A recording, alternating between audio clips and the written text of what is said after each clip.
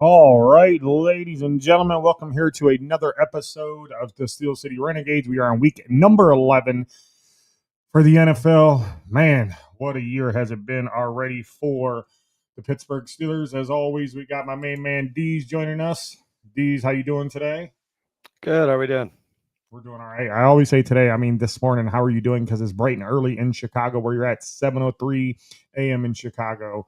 I And don't know then if it's bright in Chicago because I'm nowhere near Chicago, but it's pretty goddamn gloomy down here in central Illinois. I know. I'm just messing with you like I do every week. And then Mr. Ryan Neff joining us from where are you at? The comforts of your own home, somewhere on the north side of Philadelphia, right? Sure. Yes. Good to be with you again this morning. Yeah. All right, so let's get into it real quick. We'll start off with Ryan Neff here. Ryan Neff, the Pittsburgh Steelers this week signed Asante Samuel to the practice squad. Not going to be elevated this week. What are your thoughts about the Steelers signing the 26-year-old Asante Samuel? I mean, it helps elevated to a starter. Hopefully he does, because he can't do any worse than what the back end's been. So we'll see. I mean, I like the signing. I think it adds a little bit of depth. So I don't know what Dees thinks. I know Dees always has is on signing. So it just adds a little bit of depth. Ryan, you're freezing in and out again. I don't know if it's your internet or wherever you're at, but try to jump back out and okay, go ahead. Go punch your neighbors. Yeah, punch your neighbors. These your thoughts real quick on Asante Samuel signing. I love it. I've heard a lot of naysayers talk about, oh, you can't sign the guy who just had, spinal fusion surgery and everything. But when they talk to Asante about this, he's literally had this since he was a kid. Like, this isn't a football injury that like took him out. It was one of those things where he's basically played with some aspect of pain for years and years now, and it just finally got to the point. It's like, all right, let's fix it. And it was fixed by a neurosurgeon or spinal surgeon, whatever. I don't know what the actual name would be, but who is employed at UMPC, which is the Pittsburgh Steelers. It's their surgeon as well. Full medical clearance, and there should be no limitations or restrictions now that he's there. And I think it's a huge signing. This guy, before all of this came out about the surgery, was a top 25 free agent, not a top 25 corner, a top 25 player in free agency until the word came out that he had to have this surgery. So we're getting a hell of a bargain. I don't know what the contract is going to be.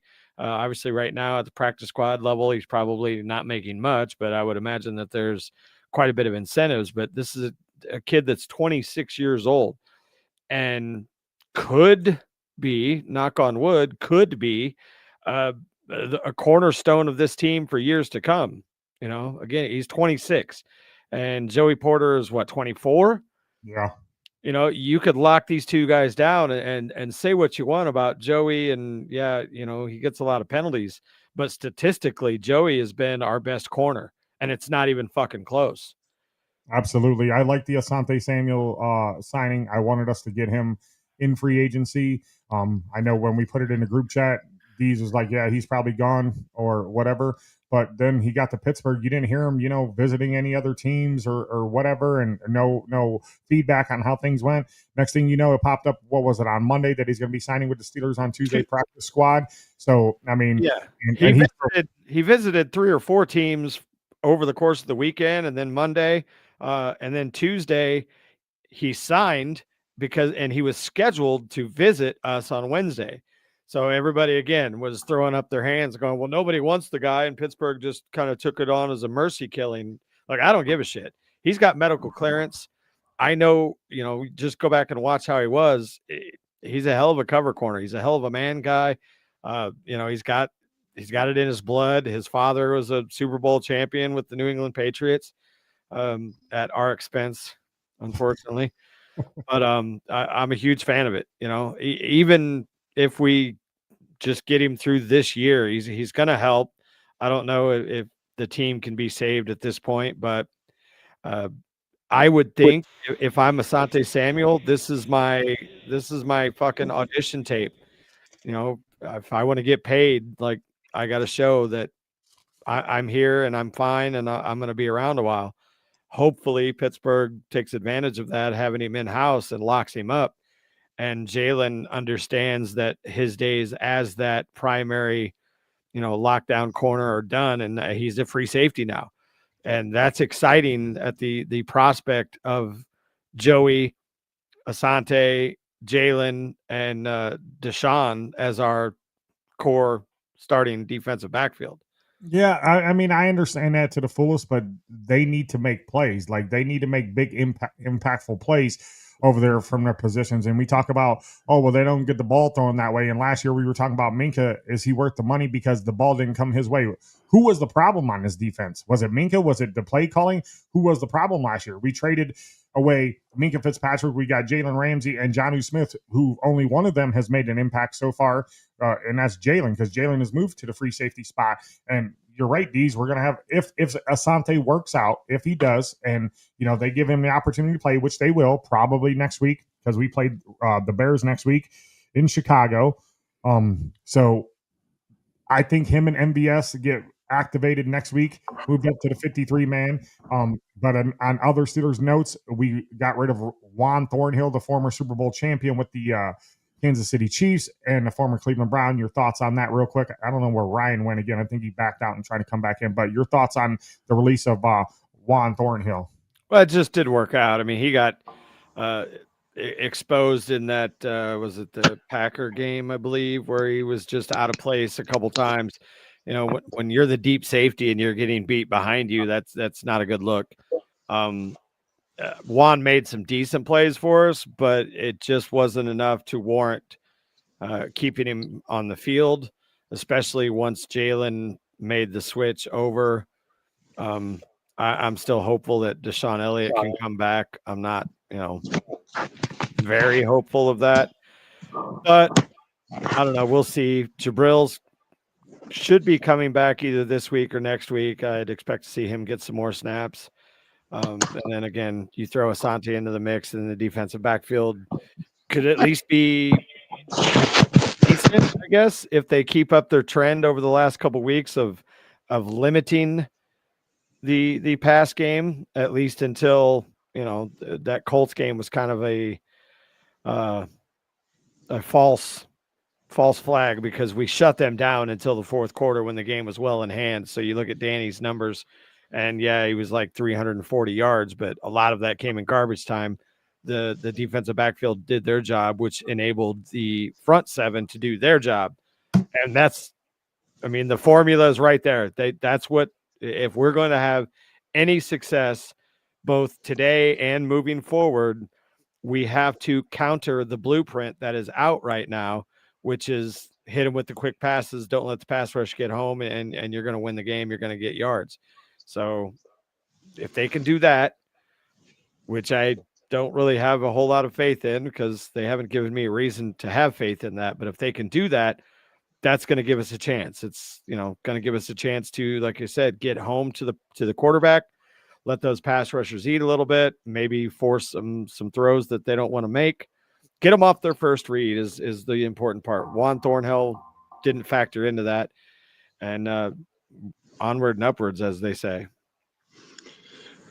These, all I'm going to say last week is Pittsburgh 3 turnovers, Chargers none.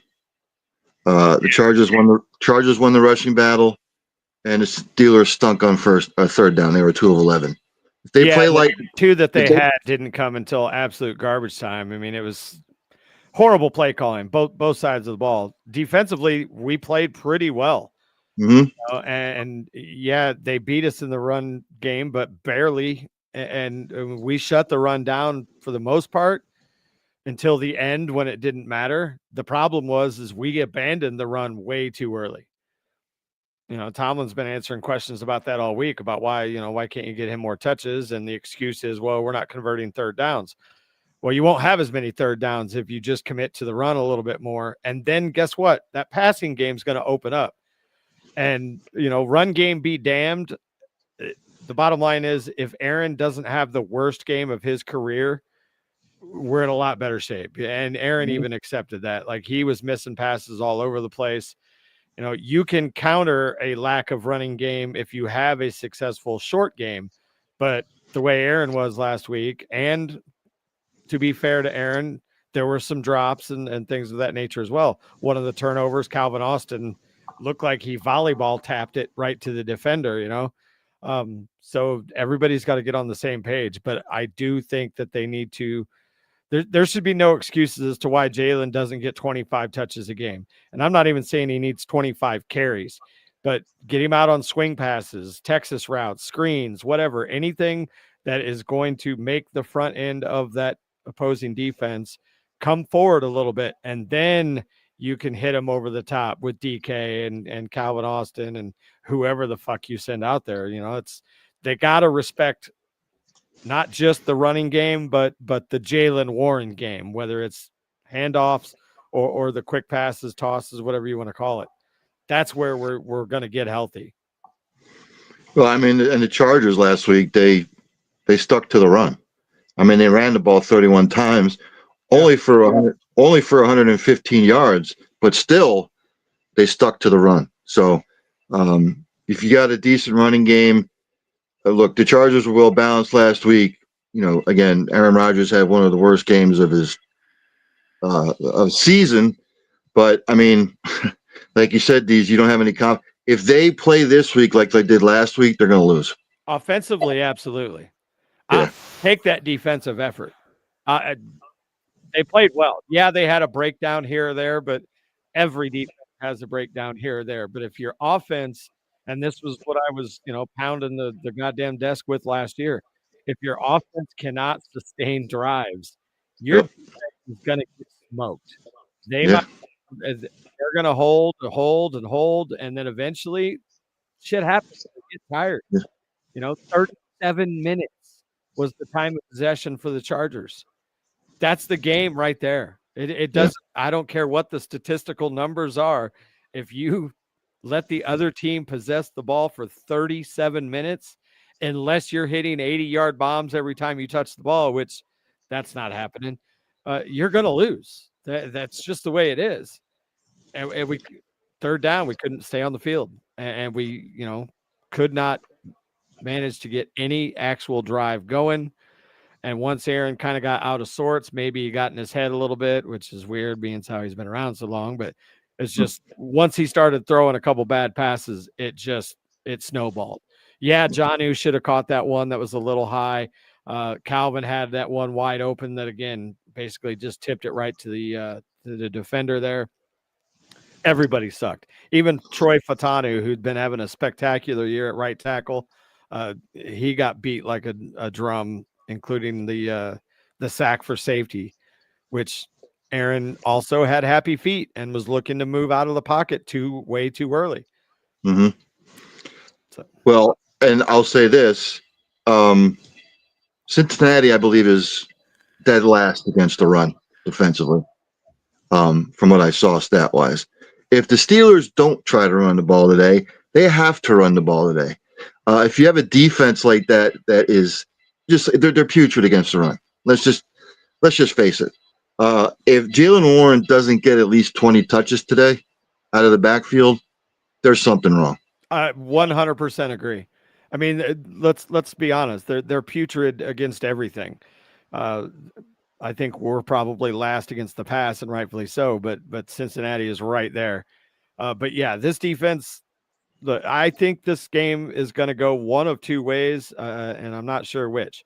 Either we're going to lose a shootout, much like we did last time, because we can't stop them, but I don't think that they can stop us either, unless, again, if we see, like you said, the effort that we saw last week out of our offense, it's going to be rough.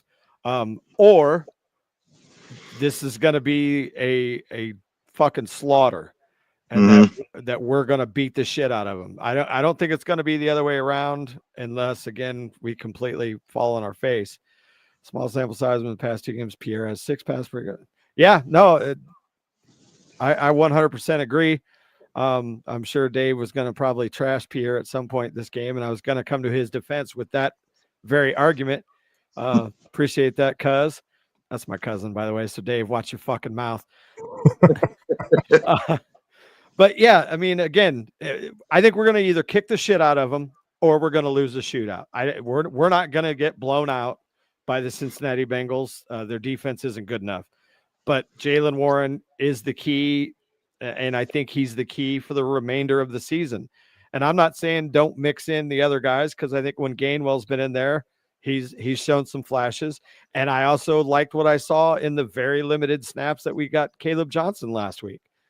I want Jaylen to get 20, 25 touches.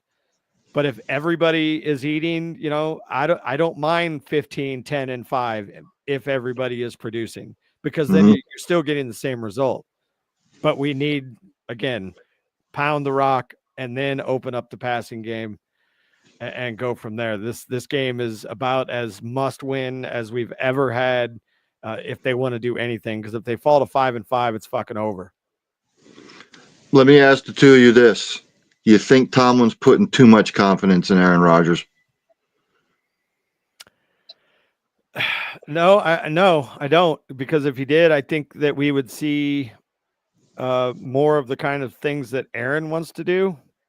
I think he's loosened up the reins compared to what he used to do with injured Ben, and then subsequently with Mason and Duck and Kenny and all these things. I really think he had his foot on the brakes with our offense there and didn't allow much over the middle. So I think he's loosened up a little bit, but I don't think it's a matter of trusting him too much. I mean, I know Aaron probably checks out of some runs into some passes, and last week it bit him in the ass because he wasn't on his game. But by and large, I have no problem trusting Aaron to make those kinds of calls. But on the same side, if you're going to trust him to make those kinds of calls, then he's got to produce. And last week, he simply didn't produce. And everybody else has to produce alongside of him. I mean, even if Aaron has a great game, if you got, DK dropping passes, which I've seen too much of for a $35 million receiver, Calvin dropping balls, everybody, they got to get on the same page. Everybody's got to, nut up or shut up. I think last week Aaron looked kind of confused, and it was the worst game he's played in the last 5 years. And I don't know what was going on, if he was scared to get sacked or whatever, or throw the ball down the field. I know that the play was on him with the overthrown of DK Metcalf, and there was a couple other passes that he could have made. I don't know what's going on in his head, but I mean, I don't know. Is Aaron finally like the player that people thought he was, with him being washed up or whatever? I mean, it's one game. It's one game. Every fucking quarterback that has ever laced him up has had a game like that. I just think that, I don't think Tomlin, I think Tomlin gives him full control of the offense and allows him to do what he wants. And so does Arthur Smith. There was talk that there's 2 plays that's called in the huddle each time that they're out there on the field. So, I mean, I don't know what's going on. I agree with these. You got to get Jaylen Warren the football. You also got to get other wide receivers involved, because if you're just going to use DK, that's not going to be a way to win the football game. You got to get other wide receivers involved. You got to get your tight ends involved. Where's Freiermuth been? Where's Mount Washington been? You got to get them guys involved into the offense somehow, some way. I mean, look at how creative they were with Jonnu Smith whenever Arthur Smith was in Tennessee. They have not used him that way properly in this offense. What's the hold up on that? They lined him up in the backfield. They ran him around. They moved him. The holdup is the offensive line is not where where we all hoped it would be at this point. Simalu has been questionable at best, and of course he wasn't even in there last week. I'm not sure if he's going to make it out today. Broderick started horrible and then was starting to show signs of progress, and then last week absolutely regressed into the black hole, and it didn't help that his counterpart on the right side had a bad game too. I think a big part of that is the offensive line is not what it should be in order for Arthur Smith's offense to truly be what Arthur Smith wants it to be. Right now, we have to settle too much on the quick stuff. And even Aaron, people are saying Aaron's trying to do too much. Aaron has said multiple times that he wants Jaylen, he thinks Jaylen should get the ball more. So either Aaron is, lying to our faces to save his own ass, or they're just trying to rely too much on getting cute with all these tight ends and DK Metcalf and not, dancing with who brought you, which is give the ball to fucking Jalen Warren.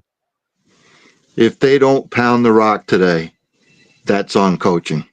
Yeah. Because they have to pound the rock today. With how putrid Cincinnati's defense is, how putrid they are against the run, how putrid they are, period. You've got to pound the rock today to send a message. They traded away their best linebacker. They're missing both of their defensive ends today. There's zero excuse for us to not hang 30 on this defense and hopefully hit 100 to 150 yards rushing. Just zero. I mean, they have to do that. There's no excuses.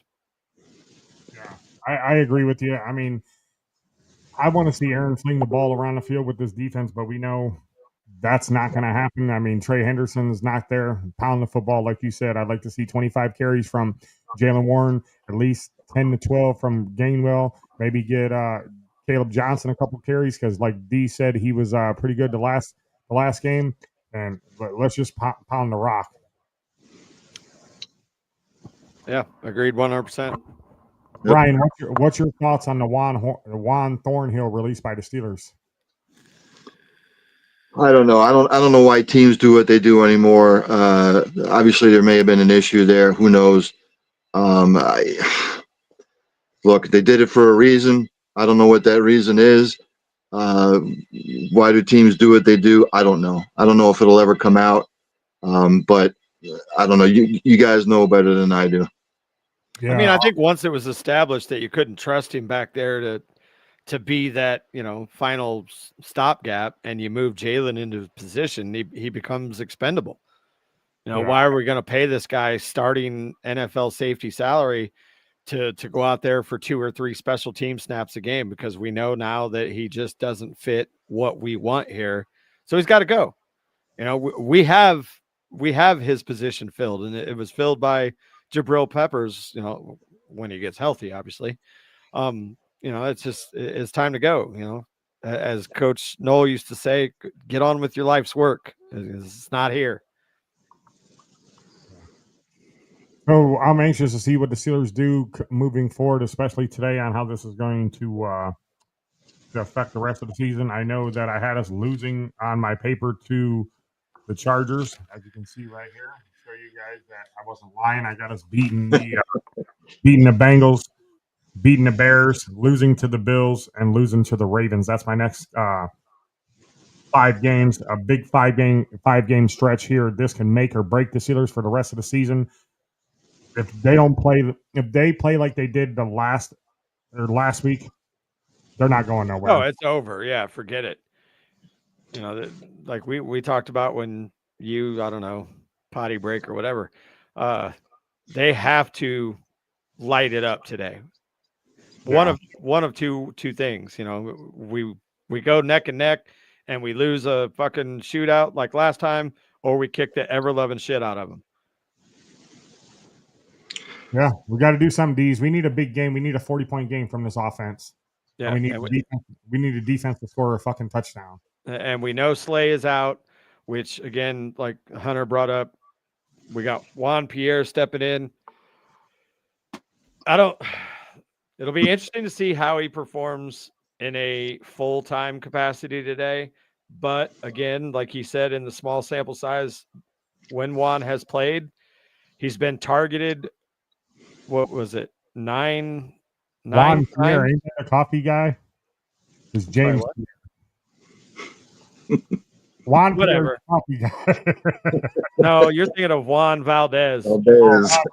Juan Pierre, I believe, was a baseball player. Either way, number fucking 42. All right. Okay. All right.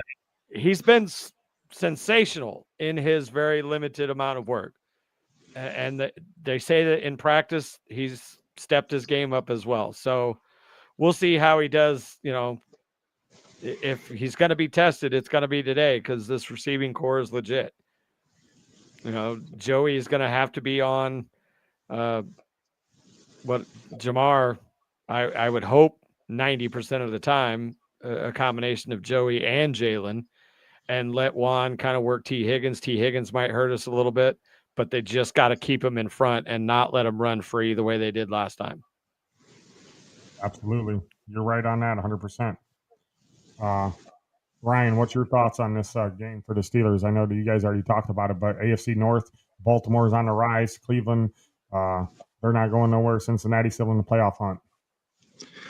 I wrote this stat down for this week's game.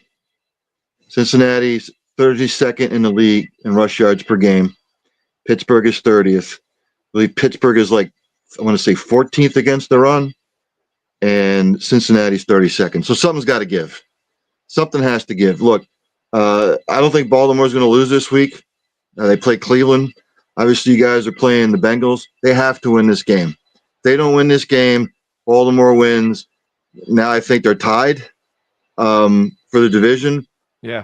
And Baltimore's going to set sail, and Pittsburgh's going to regress. So there is no excuse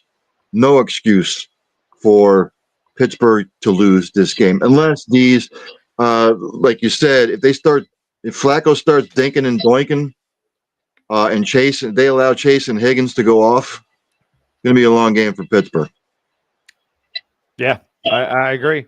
They got to keep everything in front. Basically, I want to see him kind of employ the same style of defense, same game plan, so to speak, that we had against Indianapolis.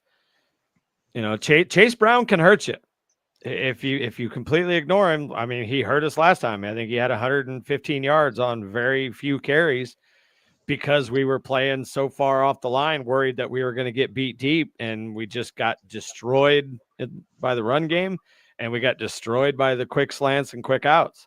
They need to be aggressive and cover for 2.5 seconds, all while maintaining Chase Brown and not letting him get loose. We've done well against the run, just despite the numbers that San Diego, I will never get used to that. It's San Diego. Yeah. Despite what the Chargers did, 115 yards, a big chunk of that, like I said, came in garbage time when they were just trying to eat clock. So if we can keep Brown under wraps a little bit, that gives us a hell of a lot better chance of keeping those other guys on the outside in front as well. I'm curious to get your guys' opinion, since you follow game to game. They've got 3 top-notch tight ends. Why don't they use them? Your guess is as good as mine. Yeah, I don't know. I mean, I realize that the offensive line needs a lot more help. So I think Darnell gets kind of stuck in that role more often than he should. But yeah, going into this season, I was just foaming at the mouth with both Jonnu and Freiermuth, because I know both of them are excellent pass catchers, and Darnell has started to evolve his game to where he's becoming that as well. So I don't get why we don't, now today I expect basically what we've been seeing out of Pat Freiermuth against the Bengals. Traditionally, Freiermuth has big games, and he had a big game against them. He was the only one, he killed him, and, scored that, 67-yard touchdown at the end when we took the lead and gave them way too much fucking time. So I expect that today. I think because Freiermuth is really good finding those soft spots in the zone. Jonnu Smith, I don't know what his deal is. I don't know if it's game planning. I don't know if he's just not getting open, if he's half-assing it or whatever. But for a guy that's out there making $10 million, I want a refund. Whether it's our fault, his fault, a combination of the two, he's not producing to the level that, I thought he would, and especially for the salary that he commands. I'm not worried about the draft compensation that we gave up. It's just a 5th-round pick, but for the money he's making, yeah, he needs to eat more, without a doubt. I don't know what the problem is, why they're not getting him involved into the offense. Like D says, you got to get him involved into the offense and get him and Freiermuth and Washington out in open space, because obviously that they can make big plays when the plays are given to them. But I don't know, or when the opportunity is given to them, I have no idea why they're not using these guys. And that's all they talked about in the offseason. Oh, Steelers got 3 good tight ends. This is the Arthur Smith offense. You use them for blocking, blah, blah, blah, pass catching. That's why they made the trade for Minka and got Jonnu Smith, is to add another weapon to this offense. And he hasn't been been productive as they wanted, like D says, on offense since they got him. I don't know what the problem is. I don't know if Arthur Smith is holding him back or whatever. It's not happening. You got to find ways to get in football. That's why you put playmakers on offense, and you got 3 decent tight ends that you should be getting football to. I don't know why it's not happening. Speaking of not producing, I'm out now on Calvin Austin. I've seen enough. He is not wide receiver 2. He's just not. I want to see more Roman Wilson, and I want to see MVS get elevated hopefully next week. Calvin's he's not the guy. He does not draw enough attention to free up DK. And I'm not saying that Roman Wilson or MVS will, but I know Calvin Austin won't. So let somebody else try and play that role and see what happens. Roman Wilson, I believe, has something to prove and has a bit of a chip on his shoulder. And I think that led to that almost costly fumble against the Colts because the kid was just trying to make a play. But the opportunities that he has received, he's taken advantage of. And I want to see more of that. Calvin Austin's a number 3 at best at this point. Don't think he'll ever really elevate much past that. So I don't want to keep fooling ourselves by trotting him out there as the number 2. I totally agree with you on that. When they wanted to move Austin to the 2 or proclaim him as the 2, he's not a 2. They're definitely going to need to address that over the offseason or via draft or whatever to get a number 2. I don't know what the problem is, why they can't find a number 2 wide receiver. And people are going to shoot me for this. You should have kept George Pickens and teamed him with DK. You should have kept Pickens. In a perfect world, yeah, but it wasn't going to work. Your team captains, like it's come out now. I don't remember if it was Kaboli or one of the insiders basically said that there would have been an absolute mutiny in that locker room. George was that bad in the locker room that they wanted him out. It was more the team that got rid of him than it was the front office just trying to offload him. Like people were just sick of the shit.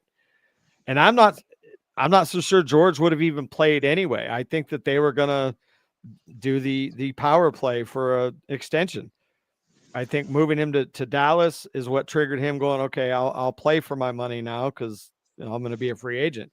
I don't think that he was going to play without an extension in Pittsburgh, and the team just got sick of it. So, but yeah, perfect world where he's not a child, that would have been a deadly combination, but it wasn't going to happen. I think Freiermuth could be a good 2 if you just let him do his thing. Yeah, even Jonnu. Yeah, I think it would work. Yeah, it's spread them out wide, create mismatches, do something. I don't know. The quarterback class coming out in the draft next year is not looking as strong as it was initially thought. So at this point, if we can't make a move up to get, inside the top 5, which I don't see that happening, because I think Mendoza and maybe Sayan or Simpson might be the only 3 guys that are, franchise quarterback worthy. Other than that, I think Pittsburgh's going to have to go wide receiver. Mm-hmm. And that's a really good class coming out as well. Yeah. John says GP, what did he say? GP and his agent were sick of the quarterback OC situation in Pittsburgh and acted out to get traded. Same reason. No, that's bullshit, because if you go back and you look at George Pickens in college, George Pickens was an asshole in college. He's immature, always has been and always will be. I think that they would have made a play like that to get paid, but George Pickens is just an immature player, period, point blank. Yeah, I don't know. I wish we could have got a number 2 wide receiver. I mean, I'm cool with DK. But let me ask you this question. Do you think DK's happy being here in Pittsburgh? He's probably not happy with the way things are going right now. But to that, I say, shut the fuck up and look at your check stub. You know, you're still making $35 million. It's the first year of your contract.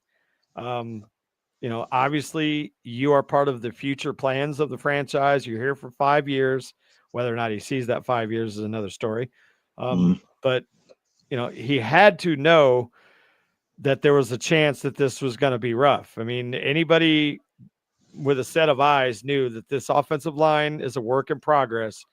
And even somebody as great as Aaron Rodgers was going to have his struggles when he doesn't have time to throw. So hopefully he understands that and can be patient as we start this transition that is inevitable. Otherwise, his ass will be shipped out too. I think what's happening is, look, other teams don't respect the other Steelers receivers. Let's be honest. So DK's seeing a lot of double teams. And if you don't have another guy opposite him to free him up a little bit, he only has 32 catches this year from what I'm seeing. He's probably displeased about that more than anything. For sure. I'm getting double teamed. I don't have anybody on the other side. We don't have a solid number 2. I'm seeing the double teams. I think he's getting more frustrated with the lack of production on his part because I feel like he probably wants to contribute more to the team. But when you're constantly facing double teams and no one else is stepping up, what are you going to do? Yeah. To be fair, though, he's also among the league leaders in drops. True. So lead by example. You know, right. Make the routine catches routinely. You know, yeah, he can bring you some spectacular, but he's also had more drops than he really should have for a guy that makes the kind of money that he makes. But I agree 1,000%. They need to get a bona fide number 2 over there, somebody that can at least strike enough fear that you can't just automatically double DK every single down the way that it's happening right now. You know, again, that to my point with Calvin Austin, he's not a threat. He's a little dude. Yeah, he can beat you with flat out speed, but you know, coming across the middle and making those tough catches, Calvin Austin's not that guy. Yeah. Yeah, he had a couple good games with Kenny Pickett and a couple good games with Rodgers, and I thought that he was going to be the next big thing.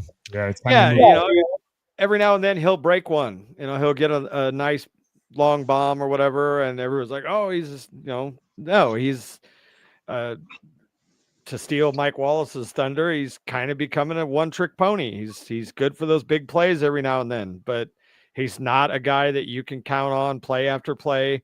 We need that stud possession guy. You know, we need that Hines Ward, so to speak. Somebody that you can rely on that has to be respected, and that's going to open the other guy. Well, I'm not in the draft next year. I don't know how they would swing it, but there's a kid out of Ohio State that's going to be coming out for the draft, Jeremiah Smith. They're not Jeremiah Smith. I don't know how they'd be able to swing it, but he's not coming out this year, I don't believe. No, he's not coming out this year. He'll come out next year. Speaking of Ohio State, what do you think about Will Howard getting activated and put back on a 53-man roster? Oh my God, dude. I am so sick of the fucking Will Howard hype train that I have seen this week and the amount, and I'm sorry if this offends you out there in podcast land because you're a Will Howard nut hugger. Shut the fuck up. Will Howard is not going to save this team this season. Anyone who's getting on Facebook and on the Steeler pages saying, start Howard, he can do better than Rodgers, please suck on a tailpipe. He's not going to do better than Rodgers. He's a rookie. Yeah, he might turn out to be decent. Okay, he might. I'm not saying Will Howard is going to be a trash quarterback, but there's a reason why we're not in a rush. Like, he's not showing it in practice. It's been reported. Maybe he develops into something good, but what people say or people don't realize or don't think about when they talk about, oh, he's a national champion, you know, look how good he did. Yeah, you know why he did so good? because he had Jeremiah Smith, because he had Quinshon Junkins, because he had Travion Henderson. And who are the other two wideouts at Ohio State, the studs? Oh, Ibuka. Like, sure, he's going to look awesome. And again, he might turn out to be what John Gruden says he is. But if Will Howard touches the field this year, we're cooked. Absolutely fucking cooked. Let him compete next year when Aaron decides to retire, because if I'm Aaron, I'm not coming back to this shithole. Mhm. Yeah, I mean, you're right on that, Dees. I think Will Howard can be a good quarterback in the future. I don't think you overskip Mason this year No. to bring in Will Howard. I don't think you can do that. And he's the quarterback for the future. Just give the kid an opportunity. Maybe. Well, I mean, I think he is. I think he can. I think he can play, man. I really do. I think Will Howard can play football. I think you have to give him good wide receivers, like Ryan says. You got to give him good wide receivers. He can throw the ball down the field, and he's mobile in the pocket. Yeah. Well, let me ask you this then. Okay. Providing what you just said is true, that he can be the guy. Do you, as it stands today, trust this organization, Mike Tomlin, Art, and Omar, to do right by him and put studs around him? I think Omar will. I think Omar can. Omar's pulled off some trades that I didn't think he would happen. He got DK, he got Jalen Ramsey. I think he could. I really do. Okay. I think that he would go out and get a big name wide receiver for next year, maybe AJ Brown or somebody like that. But I think if you do that, you're gonna have to fire Tomlin, because I think you said it yesterday on the show, D's, or last week, that the offensive game in the NFL has passed Tomlin by. I don't know what it is. Maybe So you is promote the defense, for that matter. I don't know if you promote Arthur Smith as your head coach, or you're going to No. get Mike McCarthy, like you said. And Mike, I mean, I don't know. But I feel that if you don't win this season or get to the playoffs and get a playoff win this year, if you don't, Tomlin's got to go. He's got to go. But he won't. He's not going anywhere. For a couple of reasons. Number one, he's under contract for 2 more years. Next season and the season after. The Rooneys don't pay people to not work. Mm-hmm. It's just super, super rare. Number 2, the draft. There is no way that Art Rooney wants to host the draft in his city in front of all of his fans with a brand new coach getting ready to start a clean slate. It's just not going to happen. I think we could fucking lose out the rest of the year, and I don't think Tomlin goes anywhere for those 2 reasons alone. Maybe, just maybe, he mutually agrees to part ways after next season, and they only have to pay him for 1 year. But there's 0 chance that he's leaving after this season, I think. Unless he resigns, unless he just gets so sick of the noise, which, to be honest, I don't think that's going to be the case, because I don't think Mike Tomlin gives a fuck about anything outside of his own head, which I don't fault him for, but. Yeah. I mean, let me see. John says it's more than adding players. Can this team develop a rookie quarterback? With the current coaching staff we have right now, 1,000,000% fuck no. I mean, let me ask you this question, okay? We talk about developing a quarterback. Do you think that Kenny Pickett was a victim of being a first-round draft pick and hyped up and having probably the worst offensive coordinator ever in the history of the NFL? Was that a factor? Yes, but also a factor, and again, Pitt fans, I'm sorry, Kenny Pickett was not a very good quarterback.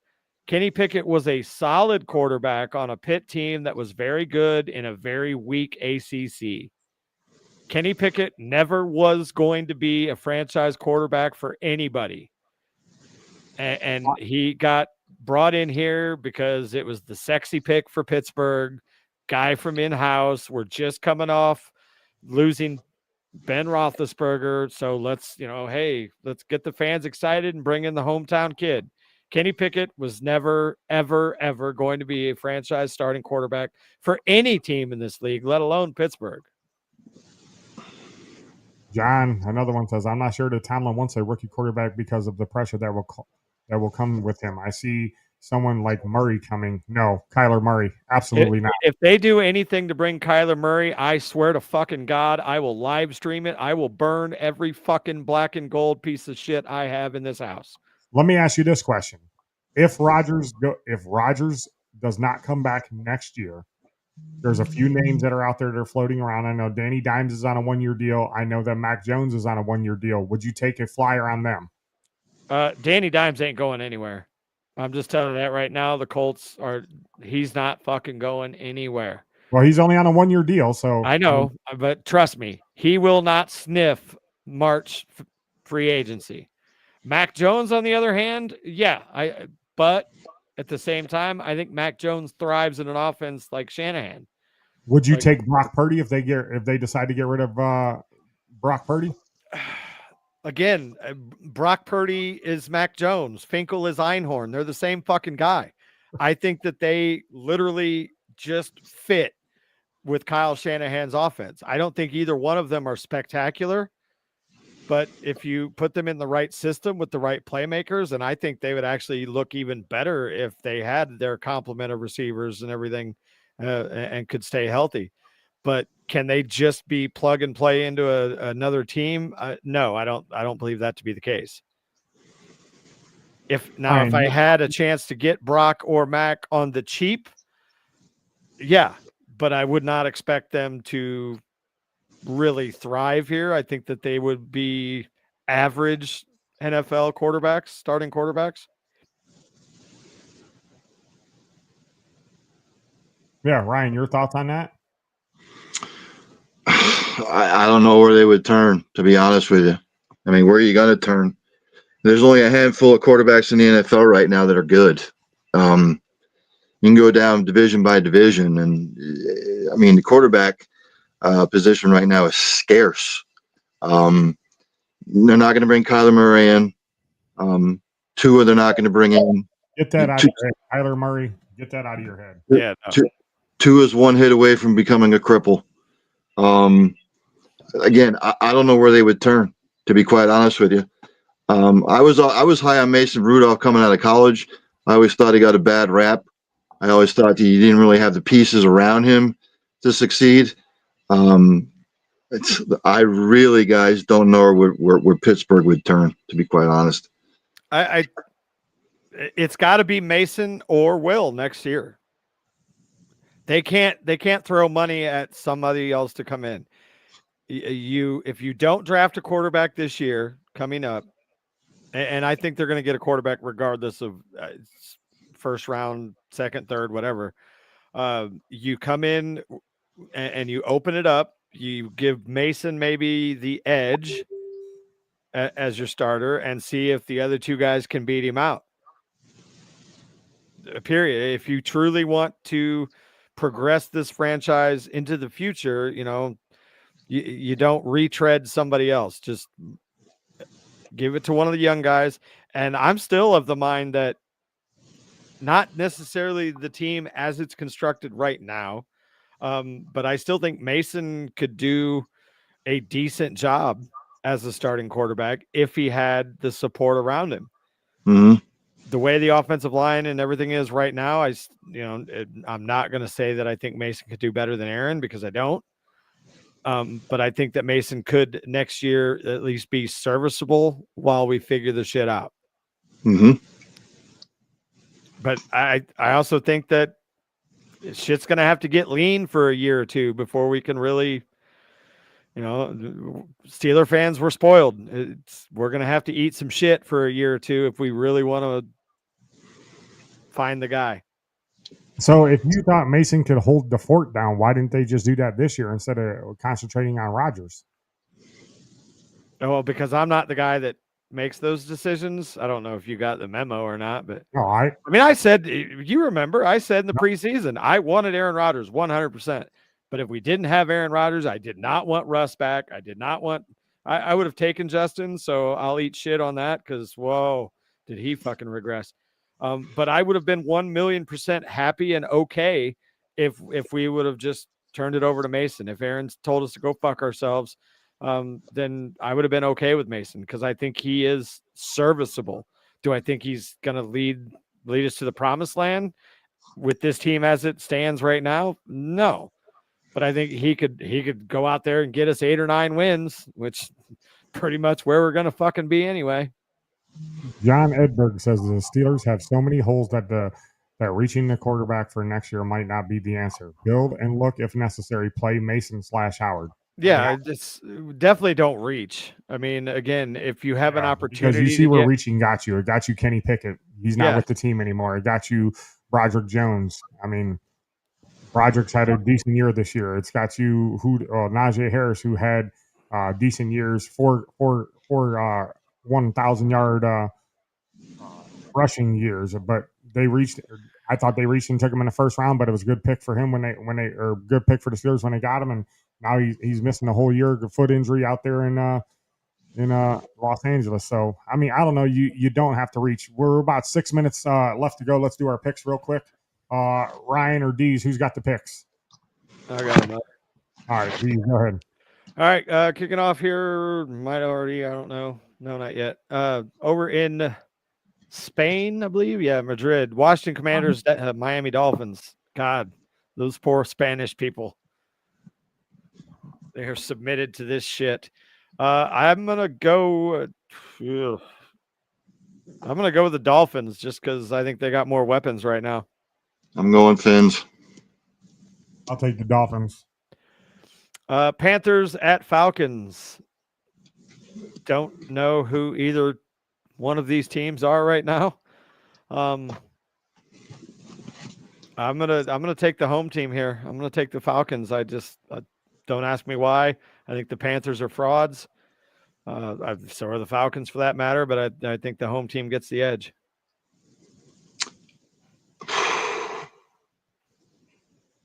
I'm going to go Panthers. I don't know why.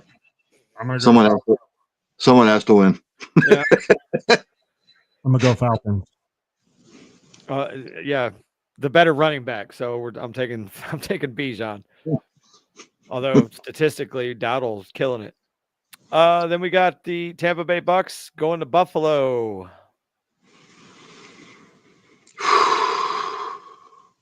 Where it is going to be 40 degrees, so weather will not be a factor. I think I'm going to go Bills just because off of that horrible performance. I don't think they're going to play like that again, not at home. I think the Bills will eke it out. Both teams coming off of losses. We know Tampa can score, and we know Buffalo's defense can allow points. Man, I'm gonna go with Tampa. I like Tampa's defense to stop or slow down Buffalo more than I like Buffalo's defense to stop or slow down Tampa. Dave? I'm gonna go. I'll take Tampa Bay. Man, Buffalo's a 6-point favorite. Actually, you know what? I need Josh Allen to have a big game. I'm going Bills. Somebody knows something. I'm going to stay with Tampa, but somebody knows something to make that a 6-point spread. Well, maybe Emmanuel Clase knows something. Yeah. Then we got the Texans taking on the hapless Tennessee Titans. I think we can all say 1, 2, 3. Texans. No, CJ Stroud. He's not playing. I don't give a shit. Yeah, Titans are horrible. Yeah, give me the Texans. I'm assuming you are too, Ryan. Absolutely. I don't care if it's Davis Mills, Meek Mill playing quarterback. It doesn't matter. Hey, Sammy Davis, whatever. Hey, he's got the Meek Mill headset on. That's why he's the Chicago Bears taking on the Minnesota Vikings in Minnesota. Minnesota 2.5-point favorites there. The second favorite team, the Bears. Yeah. Man, I don't want to see Chicago succeed because I'm not a Caleb Williams fan. Give me the Vikings.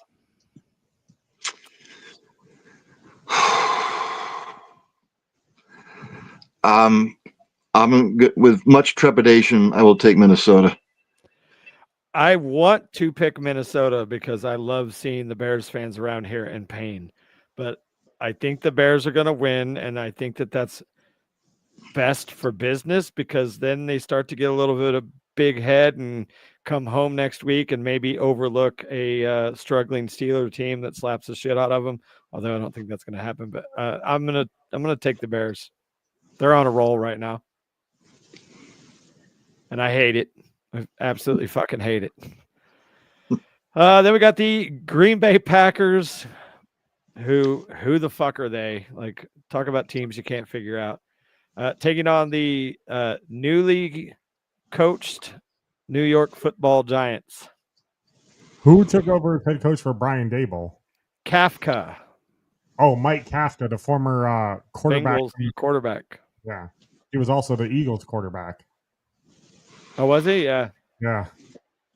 I think it's gonna be closer than the experts thinks, but I'm Packers can't lose 3 in a row, can they?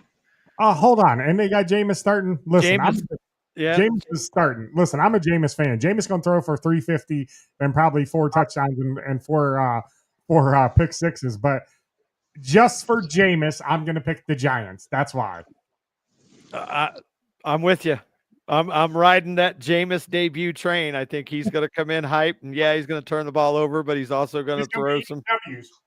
Yeah, I think today he's going to unexpectedly eat a dub, and then they probably won't win another game. But I'm going to ride Jameis and the Giants today.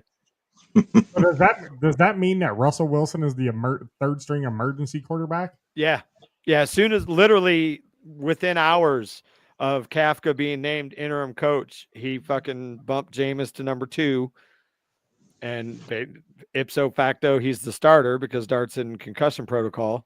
And yeah, Russ is street closed city. All right, next game. Chargers, Jaguars in Jacksonville. Chargers, Jaguars in Jacksonville. Somehow this is only a 3-point spread. It's the kind of game that the Chargers should win.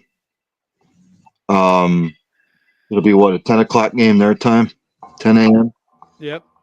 I think it's going to be close, but the Harbaugh defense, ground and pound, I'll take the Chargers in a squeaker. Yeah, we got the old West Coast, East Coast thing. I'm going to take the Jags. I think the time is gonna strike today. Moving into the afternoon slate, game of the day, most likely Seahawks at Rams for the division lead.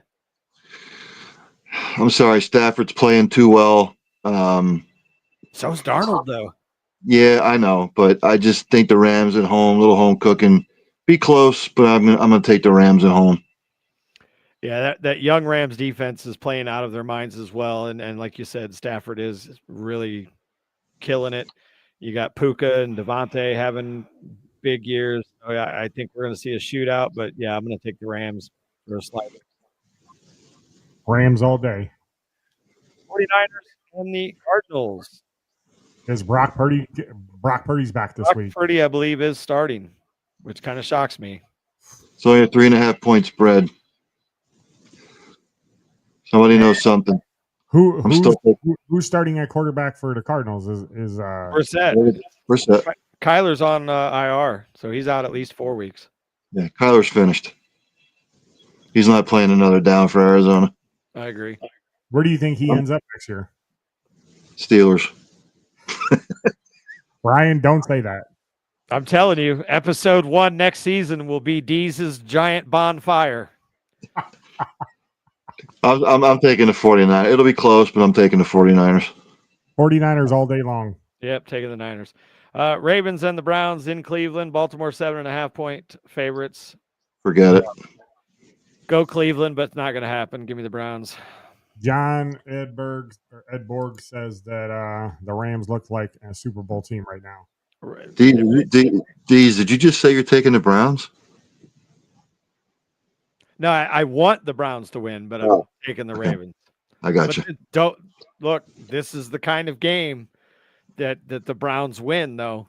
It happens every year. They somehow fucking find a way to knock Baltimore off every year. Hopefully, this is the one. Listen, I'm gonna say this.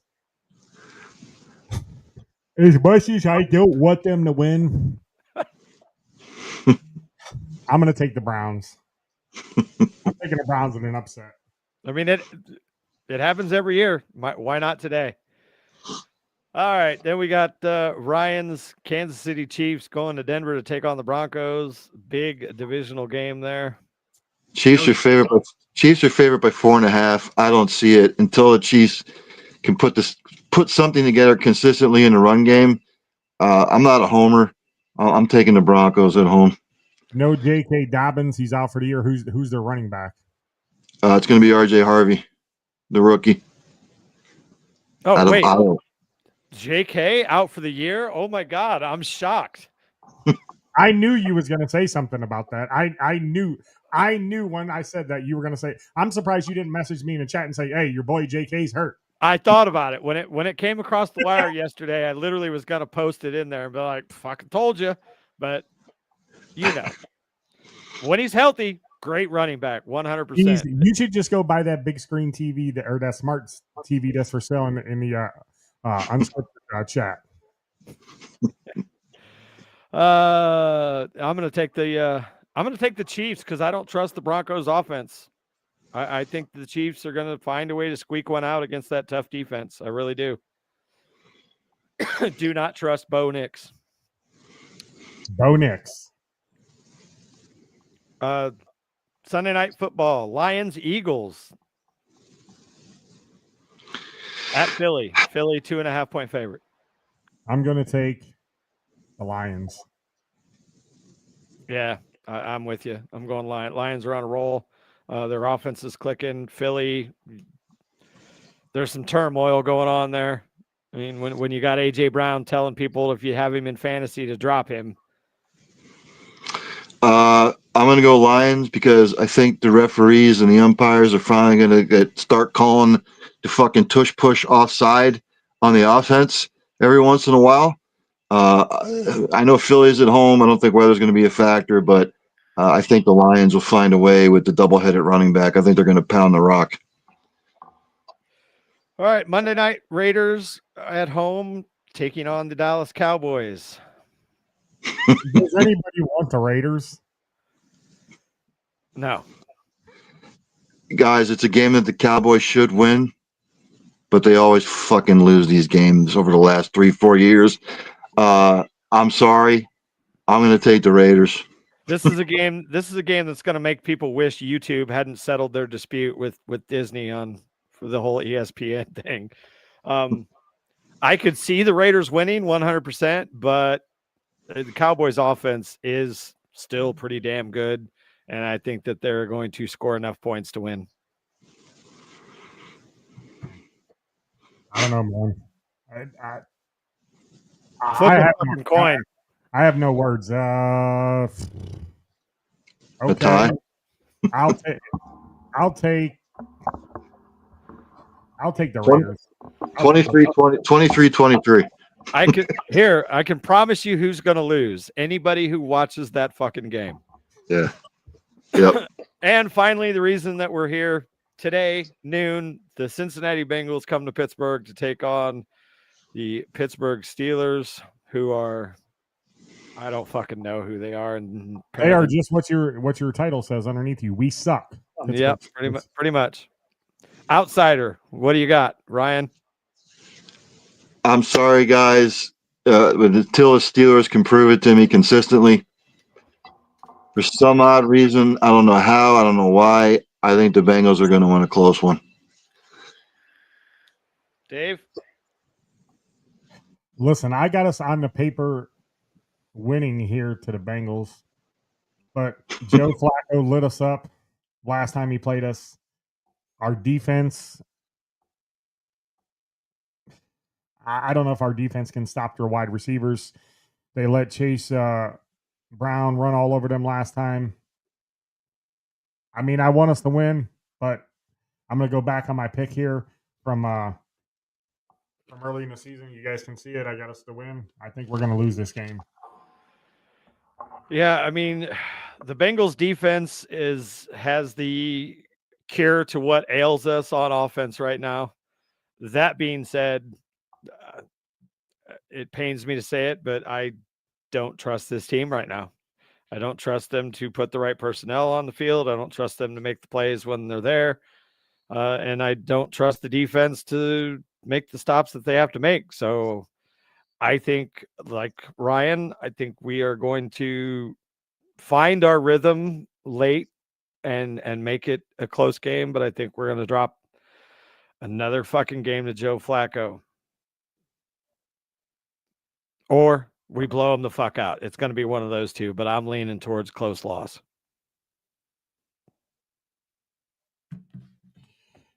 Yeah. Hi, Ryan. Oh, Ryan left. Okay. Ryan, where'd you go?